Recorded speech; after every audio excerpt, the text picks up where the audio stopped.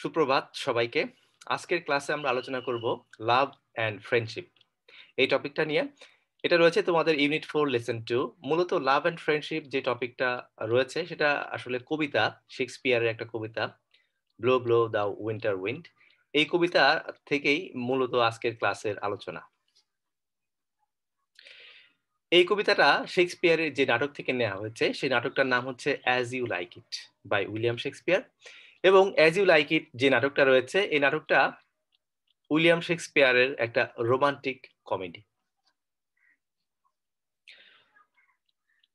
এখানে যে কথাগুলো আছে টেক্সটের মধ্যে রয়েছে, লাভ অ্যান্ড ফ্রেন্ডশিপ আর the two important demands of human life. Human life becomes unliveable in their absence. Unliveable শব্দটা এখানে অ্যাডজেক্টিভ হয়ে গিয়েছে এবং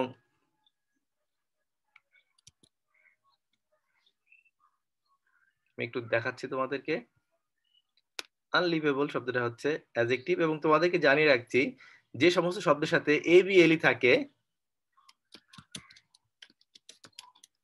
সেই শব্দগুলো সাধারণত অ্যাডজেক্টিভ হয়। মানে হিউম্যান লাইফ বিকামস আনলিভেবল। আনলিভেবল মানে হচ্ছে বসবাসের অযোগ্য, মানে বসবাস করা যায় না এমন। ইন দেয়ার অ্যাবসেন্স, তাদের অনুপস্থিতিতে। মানে ভালোবাসা এবং বন্ধুত্ব আমাদের জীবনের সব দুটো গুরুত্বপূর্ণ উপাদান বা চাহিদা। এবং এখানে বলা হচ্ছে যে মানব জীবন বসতি স্থাপন করা বা বেঁচে থাকা কঠিন হয়ে পড়ে তাদের অনুপস্থিতির কারণে।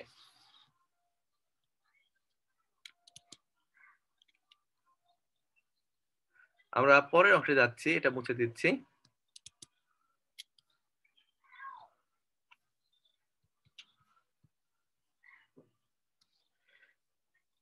এখানে আরো রয়েছে, the human beings need them badly. যদিও মানুষের এটা খুব দারুণভাবে প্রয়োজন হয়ে পড়ে। True love and friendship are difficult to find. সত্যিকারের ভালোবাসা এবং বন্ধুত্ব খুব কঠিন খুঁজে পাওয়া। The short song from William Shakespeare. William Shakespeare জন্মগ্রহণ করেছিলেন 1564 সালে এবং মৃত্যুবরণ করেন 1616 সালে।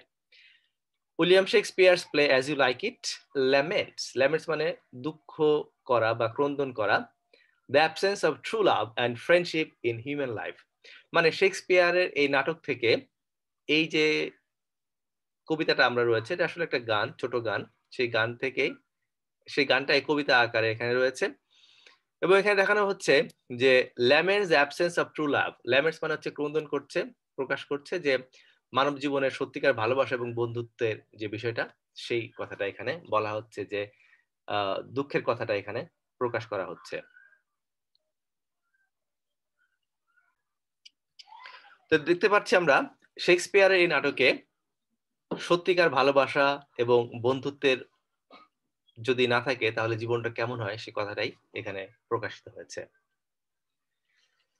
এখানে তোমরা দেখতে পাচ্ছ অ্যাজ ইউ লাইক ইট যে নাটকটা রয়েছে সেই নাটকের যে ক্যারেক্টার্স গুলো রয়েছে, এখানে একটা কথা বলে রাখি, সেটা হচ্ছে in the forest of Arden. এই নাটকের মধ্যে দুইটা জায়গার কথা আছে। একটা জায়গা হচ্ছে তোমার কোর্ট লাইফ আর একটা হচ্ছে ফরেস্ট লাইফ। একটা হচ্ছে কোর্টের জীবন, একটা হচ্ছে ফরেস্টের জীবন। এই নাটকটাকে বলা হচ্ছে রোমান্টিক কমেডি। এখানে যে সমস্ত ক্যারেক্টাররা রয়েছে সেই ক্যারেক্টার গুলো শেষে গিয়ে আমরা দেখতে পাই সবার সাথে সবার মিলে যাচ্ছে। এটাকে বলা হচ্ছে রোমান্টিক কমেডি। এবং এই নাটকের মধ্যে কয়েকটা থিম রয়েছে: performance of life, love and marriage, loyalty and disloyalty, court versus country. Court মানে হচ্ছে শহর বা কোর্ট যেটা বলছি আমরা, মানে সভাসদ, ভার্সেস কান্ট্রি, কান্ট্রি মানে হচ্ছে গ্রামকে বোঝানো হচ্ছে। পারফরমেন্স অফ লাইফ, দেখো এখানে এই নাটকের মধ্যে যে গুরুত্বপূর্ণ একটা বিষয় রয়েছে সেটা হচ্ছে মানুষের 7টা যে stage of life, 7 stage of life, সেই কথাটা এখানে বলা হচ্ছে। এখানে তার বিভিন্ন রকমের অবস্থানের কথা বলা হচ্ছে। সেখানে বলা হচ্ছে যে প্রথমে শিশু থাকে, শিশু থেকে সে স্কুল বয়, এরপরে সে লাভার, এরপরে সে লয়ার, এরপরে সে হয়, মানে আস্তে আস্তে তার বয়স বেড়ে যায়। বয়স বাড়তে বাড়তে এক সময় সে তার সব কিছু চলে যায় এবং শেষের দিকে দেখো একটা এখানে কবরের ছবি দেওয়া আছে, তার মৃত্যু ঘটে। আর একটা গুরুত্বপূর্ণ উপাদান এই নাটকের মধ্যে সেটা হচ্ছে লাভ অ্যান্ড ম্যারেজ। ভালোবাসা এবং বিয়ে শাদীর বিষয়গুলো রয়েছে। আরেকটা বিষয় দেখো এখানে রয়েছে লয়্যালটি অ্যান্ড ডিসলয়্যালটি। লয়্যালটি মানে হচ্ছে কারোর প্রতি আনুগত্য এবং আনুগত্যের অভাব, সেই বিষয়টাও এই নাটকের মধ্যে রয়েছে। এই যে আনুগত্যের যে বিষয়টা, এটা মূলত এই কবিতাটার মধ্যেও আমরা খুঁজে পাই। এই নাটকটা মধ্যে সব বিষয়গুলো রয়েছে এবং কবিতার মধ্যেও নাটক থেকে যেহেতু এটা নেয়া, নাটকের অনেক উপাদান, অনেকগুলো থিম এই কবিতার মধ্যেও রয়েছে। এখানে দেখো কোড ভার্সেস কান্ট্রি।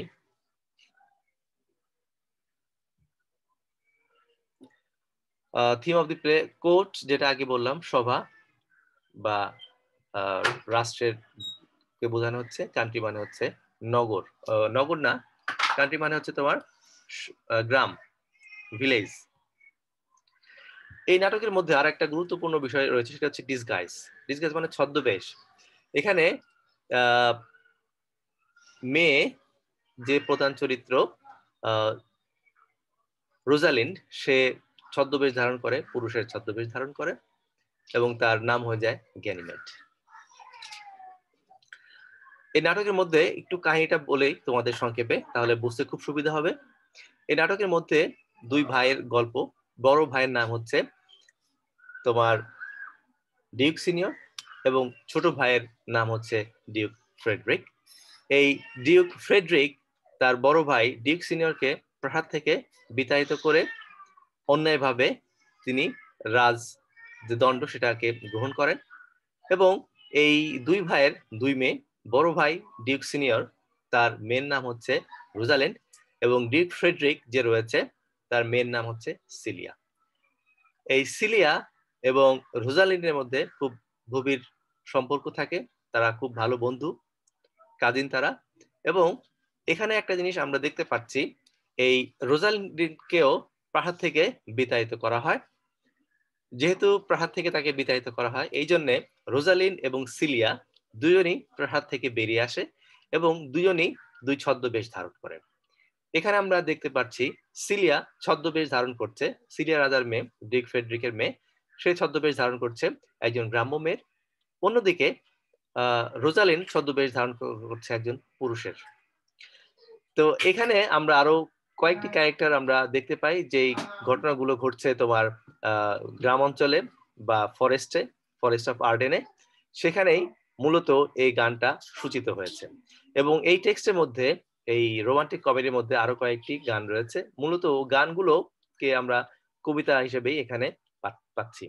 ঠিক আছে, তো আমরা একটু পড়ে নেই কবিতাটার বিষয়বস্তুগুলো।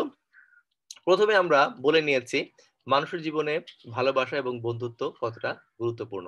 তো এখানে যে জিনিসটা আমরা দেখতে পাচ্ছি সেটা হচ্ছে যে মানুষের মধ্যে যে এই মানুষের কথা মনে রাখছে না, মানুষের মধ্যে যে দ্বন্দ্ব হচ্ছে, সেই বিষয়গুলো এই টেক্সটের মধ্যে ফুটে উঠেছে। এখানে আরেকটা মজার বিষয় হচ্ছে যে এখানে যে গানটি গা হচ্ছে, এই গানটি গাচ্ছে অ্যামিন্স। অ্যামিন্স হচ্ছে তার একজন সভাসদ ডিউক সিনিয়রের।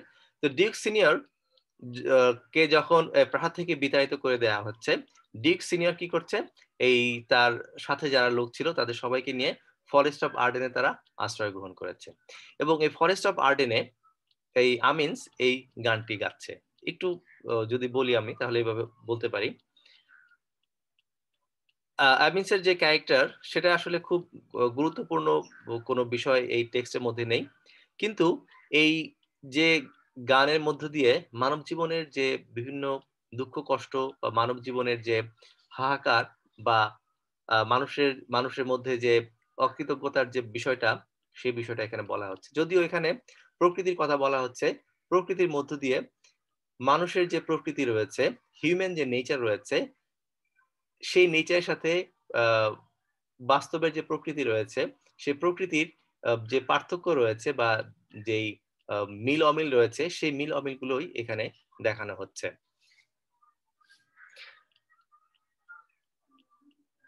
এখানে বলা হচ্ছে যে উইন্টার উইন্ড, শীতের যে বাতাস, সেই বাতাসের চেয়ে মানুষের যে আচরণ সেটা আসলে বেশি কষ্টের।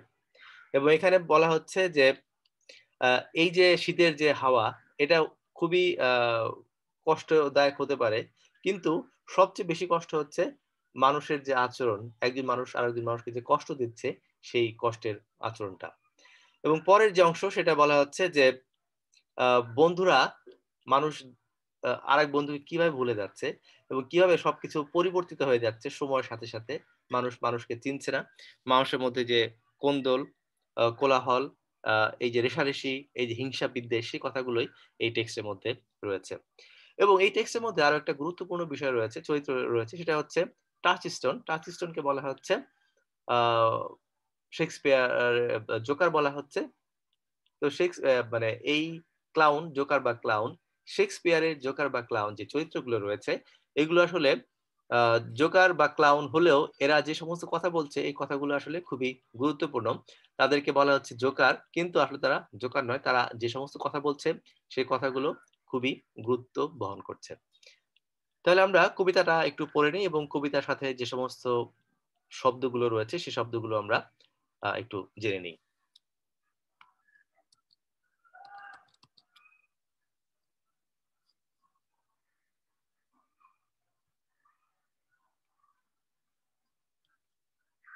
তোমরা কবিতার অংশটা একটু দেখে নাও। আমি পরে কবিতাটা একটু আলোচনা করে দিচ্ছি।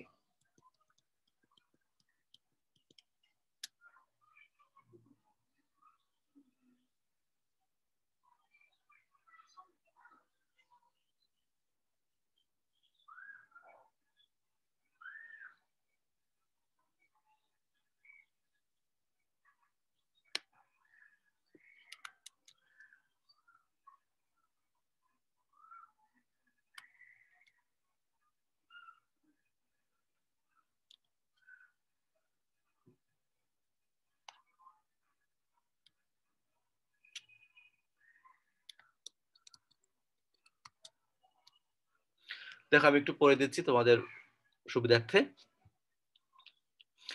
Blow, blow, thou winter wind, thou art not so unkind as a man's ingratitude. The truth is not so keen because thou art not seen. দেখো এখানে বলছে শীতের বাতাসকে বলছে বইতে বলছে, জোরে বইতে বলা হচ্ছে। বাতাস আরো জোরে।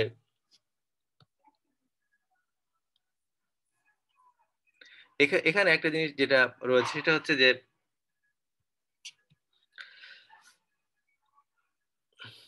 thou art not so kind, you are not unkind, তুমি নির্দয় নাও, as man's ingratitude. Ingratitude বা গ্র্যাটিটিউড এখানে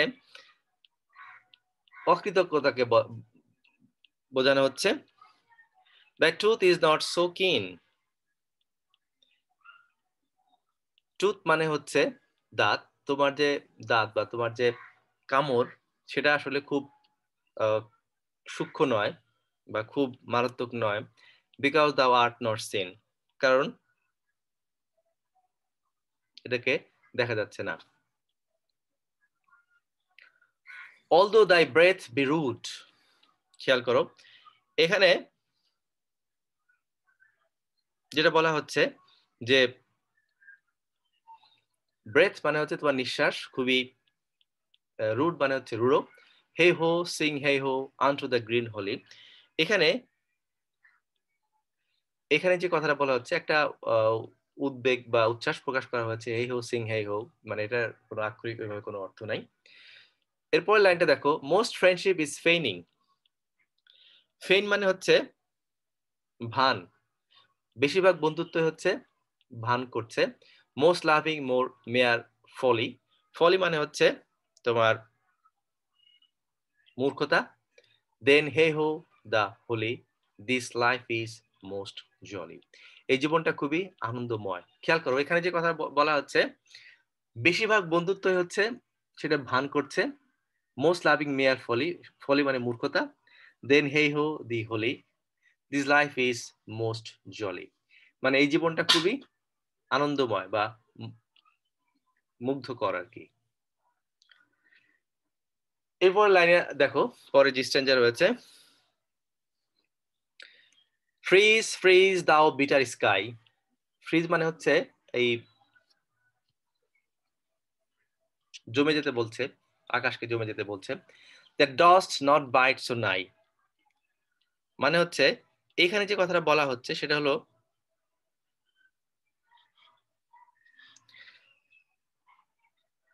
that does not bite so nigh, bite মানে হচ্ছে কামড়, as benefits forgot, মানুষ কি করে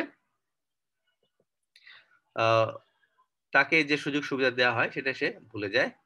দাও দাও দি ওয়াটার্স ওয়ার্প, মানে পানিকে বলছে তুমি কি করো, জমে যাও। The sting is not so sharp, sting মানে হচ্ছে কোনো জিনিস কামড় দেয়া বা কোনো জিনিসকে বিঁধে যাওয়া, তোমার কামড় বা তোমার যে বিঁধে যাওয়া যে বিষয়টা সেটা আসলে খুব বেশি শক্তিশালী নয় বা তীক্ষ্ণ নয়। অ্যাজ ফ্রেন্ড রিমেম্বার্ড নট, যেহেতু বন্ধুরা কি করে না, মনে রাখে না। দেখো এখানে যে জিনিসটা বলা হচ্ছে, একটা শীতের সকাল বা শীতের মধ্যে, শীত প্রধান দেশে কি হয়, সব জিনিসই বরফে জমে যায়। এবং এখানে যেই কথাটা বলা হচ্ছে, মানুষের প্রকৃতির সাথে যে প্রকৃতি আমরা দেখতে পাই সেই প্রকৃতির একটা উদাহরণ দেয়া হয়েছে। সেখানে বলা হচ্ছে প্রাকৃতিক সব জিনিস কি হতে পারে, যে খুবই কষ্টসাধ্য হতে পারে, কিন্তু এই সমস্ত কষ্টের চেয়ে সবচেয়ে বেশি কষ্ট হচ্ছে মানুষ যখন অকৃতজ্ঞ হয়, মানুষ যখন বন্ধুর কে মনে রাখে না, মানুষ যখন বন্ধুর বিরুদ্ধে যায়, মানুষ যখন তার আগের যে কথা সেগুলো মনে রাখে না। এই কথাগুলো এখানে বলা হচ্ছে প্রকৃতির মধ্যে, মানুষের প্রকৃতির যে একটা পার্থক্য রয়েছে, বা প্রকৃতি শীতের সকাল বা শীতের দিন এখন যেটা আমরা অনুভব করতে পারছি খুব কষ্ট লাগে, কিন্তু কবি এখানে বলছেন এই প্রকৃতির কষ্টের চেয়ে, প্রকৃতি যে কষ্টটা আমাকে দিচ্ছে সেই কষ্টের চেয়ে আমি বেশি কষ্ট পাচ্ছি যখন আমার খুব কাছের জন, যখন আমার বন্ধু, যখন আমার খুব ভালোবাসার মানুষ আমাকে এই কষ্টগুলো দিচ্ছে। The sting is not so sharp as friend remember not, hey ho sing hey ho unto the green holy। এখানে প্রকৃতির মধ্যে সে হারিয়ে যাচ্ছে সেই কথাটাই এখানে বলা হচ্ছে। এই কবিতার মধ্যেই নয়, এই নাটকটা যেটা রয়েছে এখানে একটু বলে রাখি, সেটা হচ্ছে যে এখানে দুই রকমের চরিত্র দেখানো হয়েছে, চিত্র। একটা হচ্ছে ফরেস্ট অফ আর্ডেন, এই কবিতাটা যেখানে হচ্ছে, বা এরকম আরো কয়েকটা কবিতা রয়েছে বা গান রয়েছে এই নাটকের মধ্যে। এবং আরেকটা বিষয় রয়েছে তোমার শহরে বা কোর্ট লাইফে। তো সেখানে আমরা দেখতে পারি যে একটা জায়গাতে সমস্ত ধরনের খারাপ বিষয়গুলো রয়েছে, সব ভাই ভাইয়ের মধ্যে দ্বন্দ্ব রয়েছে, বন্ধু বন্ধুর মধ্যে দ্বন্দ্ব রয়েছে, এবং সেখানে একজন আরেকজনকে ঠকিয়ে সে রাজ কার্য করছে, রাজভার গ্রহণ করছে, এবং মানুষের মানুষের মধ্যে কোনো সম্পর্ক নেই, সবার মধ্যে এক ধরনের বিমাতা সুলভ আচরণ রয়েছে।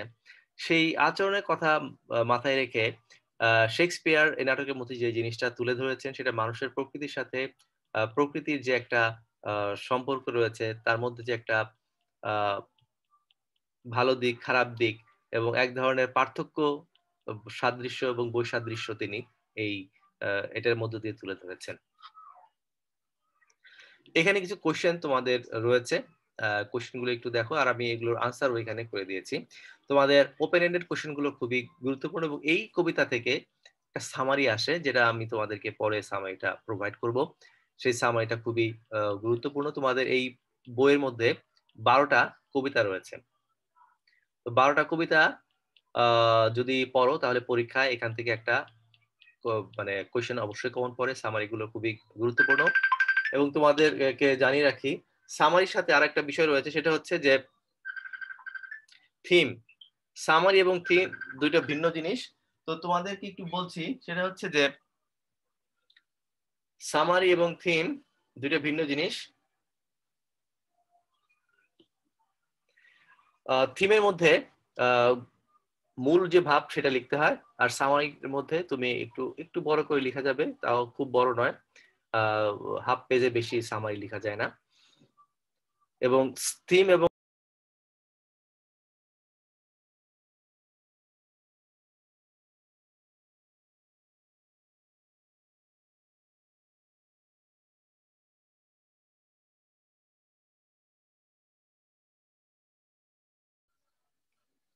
এখানে কিছু কোশ্চেন দেওয়া আছে, তোমরা দেখতে পাচ্ছ, এটা বইয়ের মধ্যেও রয়েছে।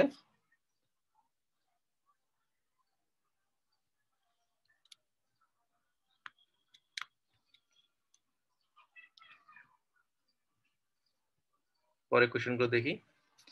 What has got sharper tooth than the winter wind? Can the wind breathe? Why does the poet say that the wind's breath is rude? There is the poet's observation about friendship and love. Why does the poet find the sky bitter? What kind of people forget received benefits? What makes the sting of the sky sharp? দেখো এখানে যে কোশ্চেনগুলো ছিল সেগুলোর উত্তর এক এক করে দেওয়া আছে, আমি উত্তরগুলো তোমাদের জন্য পড়ে শোনাচ্ছি। The poet calls the winter wind unkind because its breath is rude. খেয়াল করো, যখন ওপেন-এন্ডেড কোশ্চেনে হোয়াই দিয়ে যে প্রশ্নগুলো থাকবে সেগুলো আনসার করতে গেলে তোমাকে বিকজ শব্দটাকে আনতে হবে। এরপর রয়েছে mass ingratitude is worse than the winter wind, কোশ্চেনটা ছিল। এরপরে রয়েছে এই প্রশ্ন সবগুলো তুমি বইয়ের মধ্যে পাবে, বই থেকে কোশ্চেনগুলো দেখে নিও। The poet imagines that the wind has tooth because it pinches us with its pinching cold and rude breath. Pinch মানে হচ্ছে খোঁচা দেয়া। An ungrateful friend has got sharper tooth than the winter wind. মানে যে বন্ধু অকৃতজ্ঞ তার sharper tooth রয়েছে, মানে তীক্ষ্ণ দাঁত রয়েছে উইন্টার উইন্ড মানে শীতের যে বাতাস তার চেয়ে। Yes, the wind can breathe. The poet says that the wind's breath is rude because it blows with pinching cold. Pinching মানে হচ্ছে যেটা আমাদের বিঁধে যাচ্ছে, গায়ে লাগছে। The poet's observation about friendship and love is that true love and friendship are difficult to find, though human beings need them badly. The poet finds the sky bitter because it doesn't bite so nigh. Text থেকেই আনসারটা করা হয়েছে। Bitter people like the bitter sky forget received benefits. Warping water make the sting of the sky sharp. এই ছিল আমাদের আজকের ক্লাসের বিষয়।